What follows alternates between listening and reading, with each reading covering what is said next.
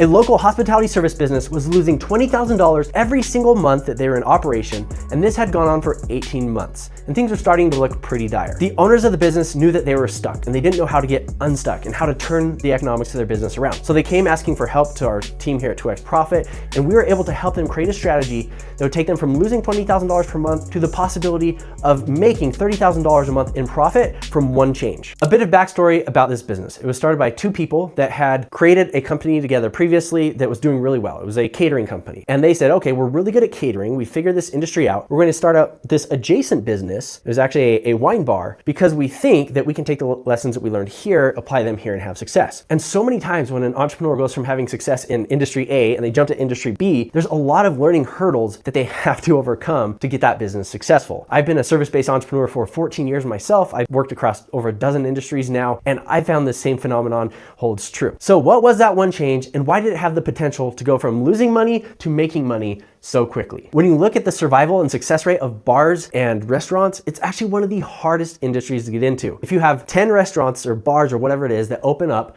on average, 9 of them will be gone in the first 5 years. It's a really, really hard industry. And even many of the ones that survive on low margins of around 10%. It's not great. So if the average business in this space goes under in 5 years, that's not great. And even the successful ones are making 10% net profit, also not great. We don't want to do the average thing that everyone else is doing. And so when the business owners opened up this wine bar, they made the mistake of doing what so many people do. So they'd rely on influencers or social media or foot traffic to come in and to spend money and order a big meal ticket, pay the bill, and then bounce. And once again, this led to them losing $20,000 per month because they had all this overhead, and initially they didn't have enough people coming in. And when they came to us asking us to run a deep dive analysis on the business, one of the first things we did is we said, okay, if we filled this business to capacity, what would the economics look like? And it wasn't great. If we managed to somehow fill all the tables every single night, the business would only be breaking even. So that's the best case scenario every night, which is going to be really hard to do. Just to break even, just to be at $0. That's probably the worst case scenario. Now, what was interesting, we actually went in to the business as customers, and it was a great experience. But what we realized is what was being sold was not where the opportunity was. So we went in and we ordered wine, we ordered appetizers, and we stayed there for a couple of hours observing the environment, the interactions with customers. We tried to figure out what was happening. One of the things that became really apparent in that time is that these guys really know wine, and that the hospitality experience was really, really high, much better than any of the other bars in the area. We learned from talking to the owners that the business would occasionally host a wine class or a wine pairing night. But this didn't really happen that frequently. It was kind of just an afterthought, and it was mostly done because the business owners thought it was really fun. This is where we started putting two and two together. They were trying to be a wine bar where people would come in, they'd order wine, and then they'd leave. And that put them competing with every other bar, especially the ones that serve wine, in the area. It's really hard to thrive as a business if you were the same as everybody else. But there were no other businesses in the area offering these wine tastings. And these guys made the wine tasting experience really, really cool. We actually went to one of the wine tastings, and I can honestly say it was the most fun wine tasting that I had ever had. The knowledge was amazing. The hospitality was great. There's amazing people there. The environment was awesome. They had great music. They had someone playing the piano. It was a really cool experience. And so we started talking to the business owners. We're like, hey, we've got this wrong. You guys are trying to maximize the amount of people, the amount of foot traffic coming in to order wine. But your money is going to be made in these wine classes. But you only have the wine classes at best once a month, and you're undercharging for those. So this is what we proposed. So instead of the core model being just like a bar, get people to come in, the wine classes were central to the whole thing. Then we need to drive traffic and attendance to the wine classes. And so we're going to do that in 3 ways. We're going to use existing traffic, and this is probably the most important one, social media, and then networking. Okay, so let's talk about each of these from top to bottom. So starting with existing traffic. So you have people that are coming into the wine bar to get a drink. Maybe they were walking by on the street and saw it and thought it looked interesting. Maybe they heard about it from a friend. Maybe they'd been there before. Maybe they saw it on social media, but they came in to order wine. Now, one limitation this wine bar has is they don't have a full-size kitchen, which means they don't have a full food menu, which means when people come, they're usually just ordering a couple glasses of wine or a cocktail or whatever, and maybe an hors d'oeuvre or a dessert. But they're not spending, $200 on the full meal experience. Another problem that they have with that is because you can't get a full meal here, that's going to limit how often you'll come to the wine bar. Because if I'm going to drive 30 minutes to go somewhere, and I'm going to go downtown where it's busy in the city and everything, and I have to find parking and all that, I'm not going to do that for 2 glasses of wine. I'm going to do that for a nice meal at a restaurant I'm really excited to eat at. And then I'm going to order my alcohol from that restaurant. Well, this creates a bad problem because they don't have a full kitchen. They're limiting the amount of people that will go here. So that is also putting pressure on the business and on the business model. The option to build out a full kitchen really isn't there. So we need to keep that in mind when designing a strategy. In order for the wine classes to be successful, what we need to do is we need to capitalize this existing traffic, the people that are there in the space who felt the ambiance, who felt the hospitality, who felt the magic. And while they're at their high point where they're like, this is an amazing experience, we need to push them to come to one of the wine classes. Now the wine classes need to be significantly more money. At first they were charging like $49. Like, no, this has to be like $199. Like, it has to be expensive, right? And the reason it has to be expensive is because we need to be able to invest in the experience. This isn't just sit in a different room than what you normally do and get a unique wine that maybe you wouldn't be able to have.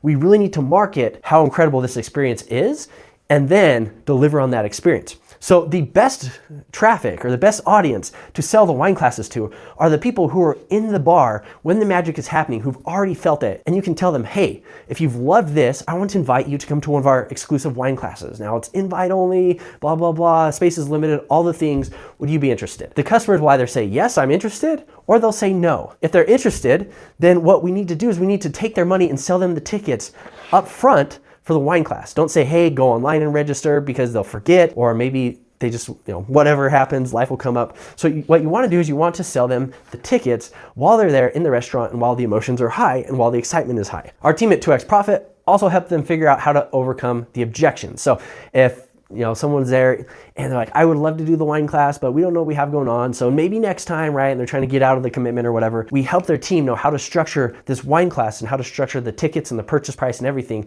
to mitigate that objection. And then if someone had another objection, we gave them a recipe on how to do that. The next thing that we told them to do is on social media, post the same content, except rather than saying, hey, next time you're downtown, come visit our wine bar, say, hey, we got this wine class coming up. Here's why you want to be here. Here's why it's so amazing. Here's some footage from our last wine class.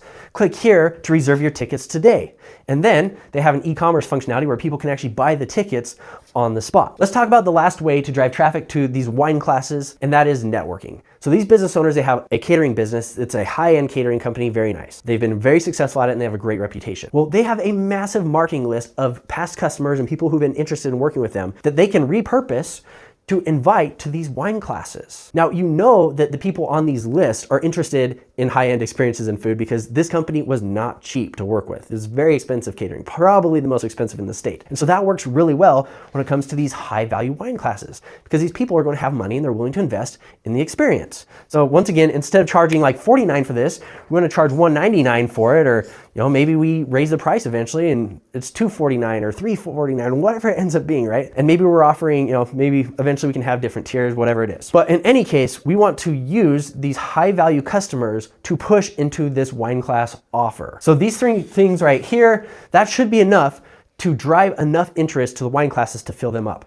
And then once we get one wine class filled up, so this is what we told them, get the first one filled up, and then you do a second one. So then you're doing 2 per month. Once you figure out how to fill up 2, then you do 3 per month. Then eventually you have 1 per week. Then eventually you have 2 per week. And then eventually you have 3 per week. And you get to the point that if, let's say you have 20 people paying you $200 each, what is that? That's $4,000 per class. And out of that, maybe your wine costs and your staff costs is like $800, right? So that's going to lead to you making like $3,200 in profit for every single wine class. And it's not because they're buying wine, it's because they're buying an experience, right? There's a high markup on experience. When somebody goes and they explain why this grape is so amazing, why it blends or bounces off the palate like this, or why it blends with this type of chocolate or whatever it is, that's an experience that carries a premium relative to just coming in to get a glass of wine off the street, just like you would at any other bar. So let's just say we're now getting $3,200 per wine class. We also have the revenue coming in from the existing traffic, just running like a bar. Once again, when we modeled this out to the perfect model, so we have every table full every night,